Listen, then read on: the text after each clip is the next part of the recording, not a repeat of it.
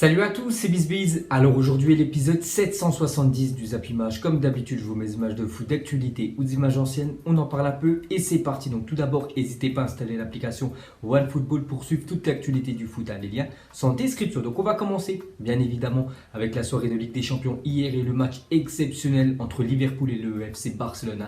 Donc le score final les gars, 4-0. Bien sûr, j'apprends ce score à personne. On peut voir un doublé de Origi qui est tout le temps on peut dire remplaçant vu qu'il manquait quand même Salah et Firmino en attaque et Wijnaldum qui n'a même pas commencé le match qui est rentré à la mi-temps. Donc coaching gagnant de Jürgen Klopp parce qu'il a mis deux buts voilà, le genre hollandais. Donc voilà les gars, ce score 4-0.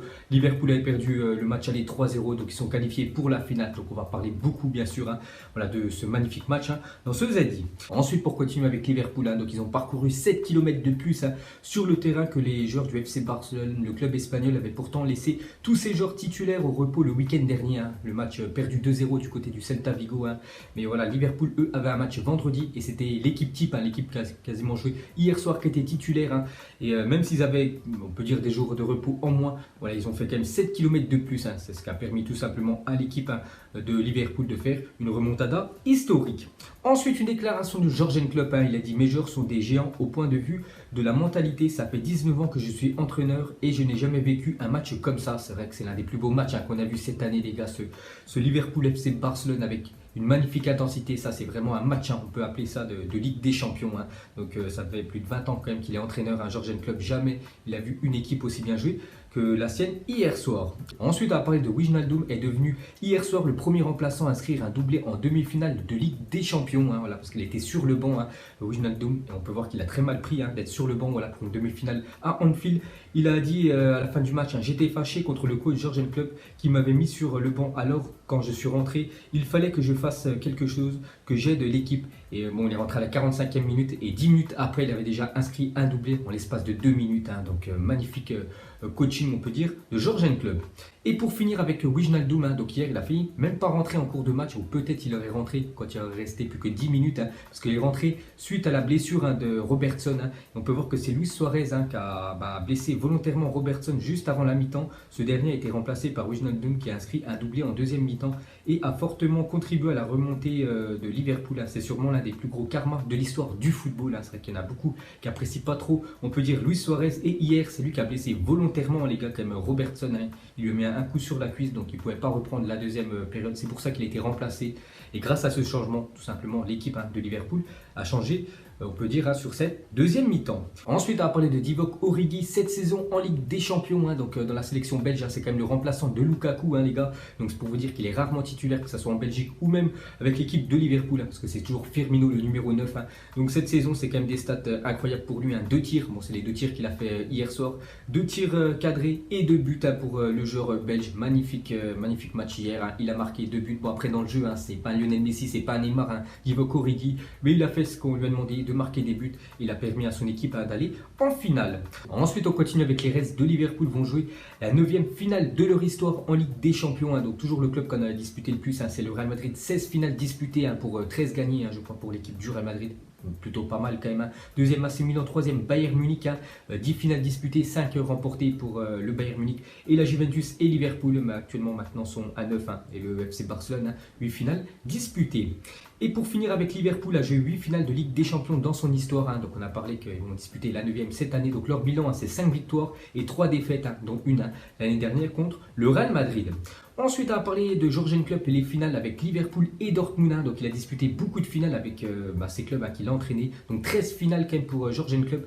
Il a souvent échoué, on peut dire, en finale, parce que son ratio est plutôt moyen, on peut dire, parce que 5 victoires pour 8 défaites, donc 2 en finale de Ligue des Champions, donc une l'année dernière et une en 2013, je crois, contre l'équipe du Bayern Munich.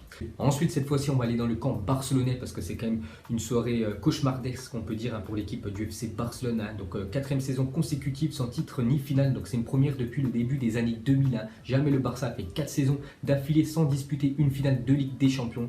Donc, la dernière fois qu'ils avaient disputé, c'était en 2015, si je ne me trompe pas, contre la Juventus. En plus, ils avaient remporté ce trophée et depuis, ils échouent toujours avant la finale. Ensuite, regardez les plus grosses défaites de l'histoire du Barça en Ligue des Champions. Donc il y a beaucoup de fois où ils ont pris 4-0 quand même le FC Barcelone. Donc le dernier coup qu'ils avaient pris 4, c'était contre l'équipe du Paris Saint-Germain en 2017. Bon, après, ça a fait une remontada. Sinon, le Bayern Munich aussi en 2013 avait mis un 4-0 au FC Barcelone. Donc un jour noir pour les Blaugrana. Ensuite, avril 2018, le Barça éliminé par l'AS Roma après une victoire 4-1 au match aller. Ils avaient perdu 3-0 au match retour.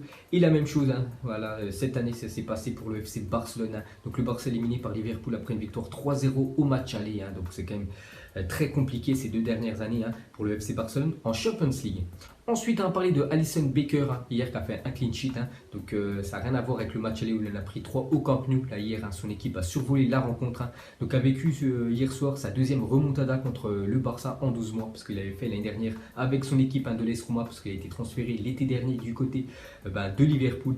Et en un an, les gars, il a éliminé 2 fois l'équipe du FC Barcelone après avoir perdu quand même le match aller. Ensuite, une déclaration de Ter Stegen, le gardien allemand qu'on a pris 4 hier soir du côté de Anfield. Il a dit, c'était avant le match de Manchester United, avant les quarts de finale. Donc quand ils avaient gagné 1-0, il a dit une remontada de Manchester United. On verra, l'avantage c'est que nous ne jouons pas comme le Paris Saint-Germain. Donc le karma a frappé quand même pour Ter Stegen parce que jamais il aurait pensé que son équipe pouvait se prendre une remontada comme l'avait pris le Paris Saint-Germain il y a 2 ans contre le FC Barcelone. Et hier, c'est chose faite. Ensuite, une déclaration de Jérôme Roten, consultant et commentateur sur la chaîne RMC. Donc il a dit la remontada n'appartient plus au Paris Saint-Germain, elle appartient à Barcelone et ça n'est pas plus mal. Donc maintenant pour lui les gars, voilà l'équipe vraiment qui va être la risée de l'Europe. C'est plus le PSG, donc tant mieux. Maintenant ça va être le FC Barcelone. Et il y en a un qui s'est amusé les gars à faire un classement. Donc le dernier classement des remontadas mis à jour par l'UEFA, la lutte fait rage en haut du classement. Donc Barça et Paris Saint-Germain en tête avec 2 remontadas. On peut voir l'Atlético, une remontada, donc celle de cette année qu'ils ont pris contre la Juventus et Real Madrid et Liverpool aussi, clôture la marche. Ensuite les gars, pour la première fois depuis 2013, la Champions League ne sera pas remportée par un club espagnol cette saison, voilà, parce que ça sera Liverpool soit contre Tottenham, soit contre l'Ajax. Il n'y aura pas de Real Madrid, pas d'Atlético, ni du FC Barcelone en finale. C'était plus arrivé depuis 6 ans. Ensuite, une déclaration de Valverde, il a dit c'est un terrible résultat pour nous et nos fans.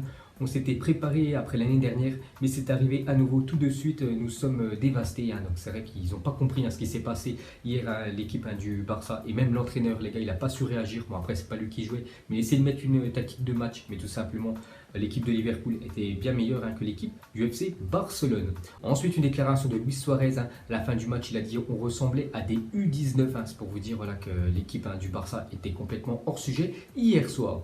Et pour finir avec les déclarations, une petite les gars de Lionel Messi qui date de quelques mois. C'était en début de saison. Donc en août dernier, lors du premier match du FC Barcelone au Camp Nou, il avait fait une promesse au public barcelonais. Il a dit je vous promets que cette saison nous ferons tout notre possible pour ramener la Ligue des Champions ici au Camp Nou. Donc on peut voir que la promesse de Lionel Messi est tombée à l'eau hier soir. Ensuite les gars, regardez la revue de presse en Espagne. Donc voilà les journaux, on peut dire espagnols, que ce soit Mundo Deportivo, le journal AS ou même le journal Sport, désigne on peut dire l'équipe barcelonaise. Donc déjà le journal Sport c'est marqué le Barça, l'équipe la plus ridicule de l'histoire du football. Donc voilà les palma morte. On peut voir Sonrojo aussi sur Mundo Deportivo, donc ça veut dire honte, rougir, voilà, c'est-à-dire catastrophique tout simplement la prestation des Barcelonais hier. Et pour finir avec les unes des journaux, cette fois-ci celle du journal L'équipe en France, c'est marqué Red Dingue. On peut voir Wijnaldum en train de célébrer son premier ou deuxième but, j'en sais rien, mais on peut voir que c'était un grand partisan de la remontada de l'équipe de Liverpool. Ensuite, on clôture cette page Ligue des Champions. On va parler de Diego Godín, donc officiel. Godín confirme qu'il quittera l'Atlético de Madrid à la fin de la saison. Donc, il est en fin de contrat le mois prochain. Donc, il quittera l'Espagne certainement pour aller du côté de l'Inter. On peut voir que l'émotion d'Antoine Griezmann et de Diego Simeone lors de l'annonce du départ de Diego Godín, parce que ça faisait plus de 6 ans, je crois qu'il était au club de l'Atlético de Madrid. On peut voir que Griezmann a pleuré. La même chose pour Diego Godín et aussi l'entraîneur Diego Simeone. C'est quand même un gros manque, je pense, pour l'effectif de l'Atlético. Donc regardez quand même le palmarès de Godín avec les Colchoneros. Donc une Liga remportée, une Coupe du Roi, une Super Coupe d'Espagne, 2 Europa League et 3 Super Coupes UEFA. Bon, après il a aussi perdu 2 finales de Ligue des Champions contre le voisin du Real Madrid. Ensuite, on va parler de Cristiano Ronaldo. Donc Ronaldo, actuellement, il a quelques jours de vacances, vu que son équipe est éliminée en Ligue des Champions. Donc il a la semaine, bien évidemment, pour aller faire ce qu'il veut avec sa famille. Donc hier, il était au Maroc, à Marrakech. On peut voir qu'il ouvrira à Marrakech un hôtel qui viendra compléter sa fameuse chaîne Pestana CR7. Donc on peut le voir avec avec les casques, bien sûr, avec Cersei Junior et sa copine Georgina Rodriguez, pour une petite info sur Cristiano et ses hôtels. Ensuite, officiel, les nommés pour le titre de meilleur entraîneur de Première Ligue sont donc Guardiola, Klopp, Pochettino et Santo, l'entraîneur de Wolverhampton. Donc parmi ces quatre-là, un sera élu meilleur entraîneur du championnat anglais cette année. Et cette fois-ci, officiel, les nommés pour le titre de meilleur joueur de Première Ligue de la saison. Donc là, dernier coup, j'ai dit que Virgil van Dijk avait remporté le titre du joueur de l'année. Donc c'est Première Ligue, Ligue des Champions et voilà, Coupe nationale. Donc c'était Van Dijk. Mais juste sur la Première Ligue, on peut voir, c'est comme d'habitude, les habitudes. Donc Agüero, Hazard, Mané, Salah, Silva, Sterling et Virgil van Dijk. Peut-être qu'il peut faire le doublé cette année. Donc parmi tout cela, les gars, un sera élu meilleur joueur du championnat anglais.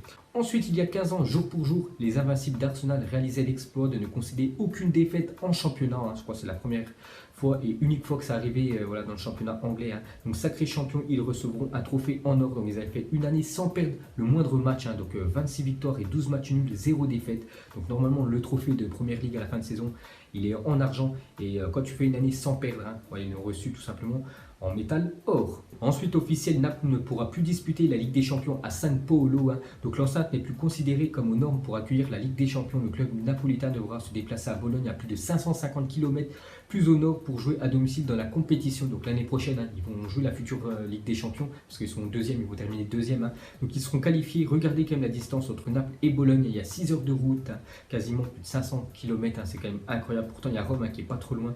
Mais voilà, la fédération italienne va les faire jouer jusqu'à Bologne voilà, pour les futurs matchs de Naples en Champions League. Mais c'est vrai, les gars, regardez une petite photo que j'ai trouvée du stade de San Paolo, le stade du Napoli qui tombe en ruine. Regardez rien que les sièges, on peut voir que ils sont tous dégradés, des fois il en manque. Donc voilà, les gars, une petite info sur le club du Napoli. Et pour finir ce zappimage, les gars, mettez-moi en commentaire qui accompagnera tout simplement Liverpool en finale de Ligue des Champions cette année, soit l'Ajax, soit l'équipe de Tottenham. Donc au match aller, il y a eu 1-0 pour l'équipe des Pays-Bas. Donc mettrai tout ça en commentaire. Donc moi je vois une victoire de l'Ajax ce soir. Donc voilà les gars, la fin de zappimage 770. Donc si ça vous a plu, un petit like et je vous ferai l'épisode 771 demain. Donc moi je vous laisse et je vous dis à la prochaine. Comme d'habitude, ciao à tous. Donc on l'a maquillé avec des mensonges. Et que son âme est moche, plus qu'à la maquiller avec des mensonges. Je sais pas ce qui se passe dans ma tête. Parfois, je voudrais sauver la terre. Parfois, je voudrais la voir brûler. Ça va pas trop, je roule en terre. Trop de haine pour 9 mètres carrés. Tristesse, faut pas.